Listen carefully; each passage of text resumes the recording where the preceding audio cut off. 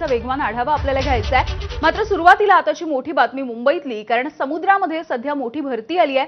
त्यामुळे लालबागच्या राजाचं विसर्जन हे रखडलेलं आहे। लालबागच्या राजाला तराफ्यावरती विराजमान करण्याचे प्रयत्न सुरू केले आहेत। भरती असल्यामुळे लालबागच्या राजाच्या विसर्जनामध्ये काहीशा अडचणी येत आहेत।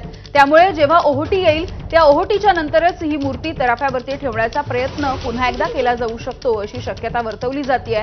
गेल्या काही तासांपासून लालबागच्या राजाची मूर्ती ही सध्या अर्धी पाण्यात आहे, अर्धी बाहेर आहे। जोपर्यंत भरतीचं पाणी हे कमी होणार नाही तोपर्यंत लालबागच्या राजाचं विसर्जन करणं हे काहीसं अवघड होणार आहे।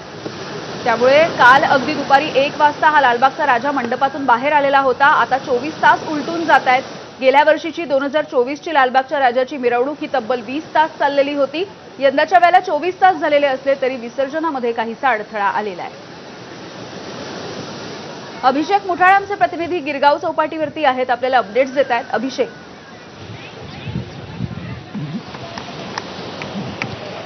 नक्कीच आकांक्षा, इथे जर का पाहायचं तर लालबागच्या राजाची विसर्जन जे आहे ते काहीसं आपल्याला लांबल्याचं पाहायला मिळत आहे। एकूणच भरतीचा काळ होता आणि त्यामुळे जो तराफा आहे तो देखील एकूण नियंत्रण होऊ शकला नाही। आपण बघतोय सध्याला की तराफा आणि जी लालबागच्या राजाची मूर्ती आहे तिला कुठंतरी त्या तराफ्यावर आणण्याचा प्रयत्न हा सध्याला आपल्याला होताना पाहायला मिळतो आहे।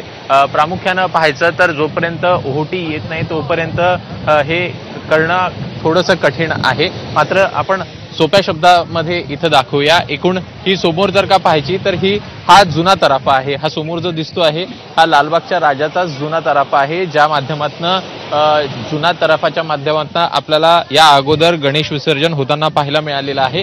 समोर जे दिसत आहे तुम्हाला ते हायड्रोलिक्स आहे, एकूणच लिफ्ट आहे, एक प्रकारची लिफ्ट आहे ती, ज्या माध्यमातनं जो लालबागचा राजा आहे तो आपल्याला लिफ्ट करताना पाहायला मिळतो। जी एकूणच मूर्ती आहे ती अलगद त्या तराफ्यावर घेतली जाते, ती त्या लिफ्टच्या माध्यमातनं त्या लिफ्टवर ठेवली जाते, जी हायड्रोलिक्स लिफ्ट आहे। आणि त्या लिफ्ट केल्यानंतर ती एकूणच विसर्जनाकडे जेव्हा मार्गस्थ होतो त्यानंतर ते हायड्रोलिक लिफ्ट जी आहे ती खाली आणली जाते आणि ती खाली आणल्यानंतर जो लालबागचा राजा आहे तो हळूहळू पाण्यामध्ये आपल्याला खाली जाताना पाहायला मिळतो।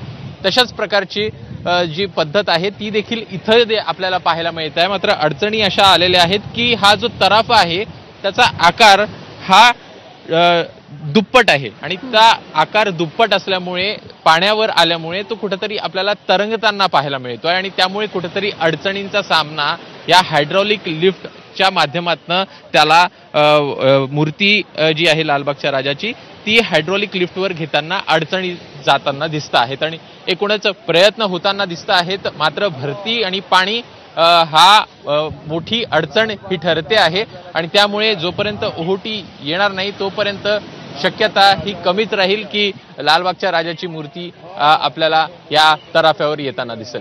ठीक आहे अभिषेक, तुम्ही असं सोबत राहा। लालबागच्या राजाच्या याच तराफ्यावरून आमचे प्रतिनिधी सूरज सावंत आहेत आपल्या सोबत। सूरज, आपण बघतोय मागचा साधारणपणे 1 ते 2 तास